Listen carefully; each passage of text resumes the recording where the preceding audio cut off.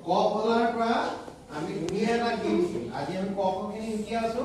ক ফলাখিনি অৰ্থাৎ ব্যঞ্জন বৰ্ণ ক খিনি কি বুলি কোৱা হয় ব্যঞ্জন বৰ্ণৰ পৰা আজি আমি ধুনীয়া গান শিকিম ক'ৰ পৰা ক'লৈকে শিকিম ক খ গ ঘ লৈকে শিকিম দেই